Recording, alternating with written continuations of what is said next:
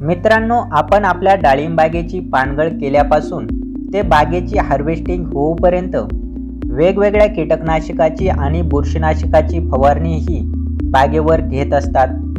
त्यामध्ये काही शेतकरी स्वतःच्या नियमित अभ्यासावरून आणि अनुभवावरून डाळिंब बागेवर औषध फवारणी घेत असतात, तर काही शेतकरी डाळिंब कन्सल्टंट म्हणजेच डाळिंब तज्ज्ञ लोकांच्या मार्गदर्शनाखाली औषधाची फवारणी घेत असतात, तर काही शेतकरी दुकानदाराच्या सांगण्यावरून पण औषध हे फवारणीसाठी घेत असतात।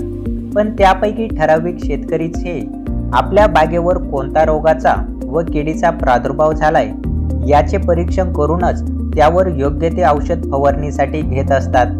त्यात काही शेतकरी जे काही आपण फवारणीसाठी औषध वापरतोय त्या औषधामधील कंटेंट काय आहे आणि ते आपल्या बागेवर आलेल्या रोगावर नियंत्रण भेटण्यासाठी फवारणी घेतली तर खरंच आपल्याला फायदा होईल का हे समजून घेतात। असे जे शेतकरी करतात ते योग्य करतात, कारण जोपर्यंत तुम्ही डाळिंब बागेला वापरणाऱ्या औषधाबद्दल समजून घेणार नाही तोपर्यंत आपण डाळिंब बागेत सक्सेसफुल होणार नाही। आपला त्या ठिकाणी खर्च जास्त होईल आणि आपल्याला जास्तीत जास्त पैसा शिल्लक राहणार नाही।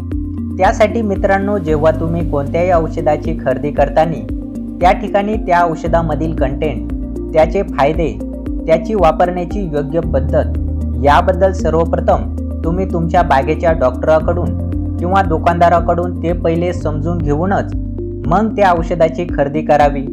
यामुळे काय होईल, आपण आपल्या बागेला काय फवारले व ते कोणत्या रोगासाठी आणि किडीसाठी फवारले याचे नॉलेज तुम्हाला समजेल आणि हेच नॉलेज तुम्हाला दुसऱ्या वर्षी पण कामे येईल।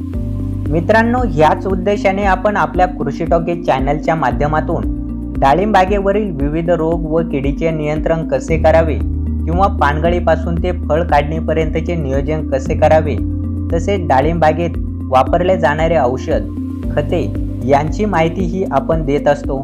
त्यासाठी तुम्ही कृषी टॉकीज चॅनलला नक्की सबस्क्राईब करा, जेणेकरून डाळिंब पिकावरील नवनवीन माहितीही तुमच्यापर्यंत लवकरात लवकर पोहोचेल।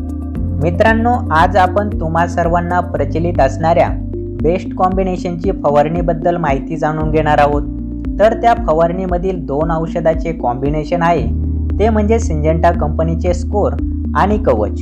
मित्रांनो, स्कोर हे एक सिस्टमिक फंगीसाइड आहे आणि कवच हे एक ब्रॉड स्पेक्ट्रम कॉन्टॅक्ट फंगीसाइड आहे। स्कोरमध्ये डायफेनिकोनिझॉल 25% हे कंटेंट आहे आणि कवचमध्ये क्लोरोथायोनिल 75% हे कंटेंट आहे। त्यामुळे स्कोर आणि कवच या बुरशीनाशकाची खासियत अशी आहे की स्कोर हे सिस्टमिक फंगीसाइड असल्यामुळे हे पिकाचे पाने, फुले, फळे यांच्या पेशीच्या पडद्यामधील स्टेरॉइड जैव शोषणामध्ये हस्तक्षेप करून बुरशीजन्य रोगाची वाढ थांबवते आणि कवच हे एक कॉन्टॅक्ट फंगीसाइड असल्यामुळे हे एक मल्टीसाइड इनहिबिटर आहे, जो की पिकावरील रोगाच्या बुरशीमधील विविध एन्झाईम आणि इतर चयापचय क्रियावर हस्तक्षेप करून रोगांच्या बुरशीच्या बीजाणूंची वाढ नियंत्रित करते आणि ते रोगाच्या बुरशीसाठी विषारी आहे।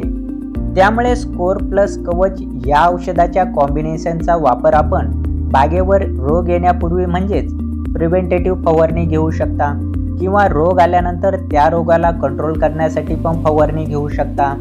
डाळिंब बागेत स्कोर प्लस कवच या औषधाची पहिली फवारणी ही बाग चौकी अवस्थेत असते, म्हणजेच कुणी फुले सेटिंग अवस्थेमध्ये जेव्हा असते तेव्हा त्या कालावधीमध्ये केली तर पाकळी करपा, कुजवा, टिक्का, अल्टरनेरिया, पानावरील ठिपके या रोगापासून नियंत्रण भेटण्यास मदत होते।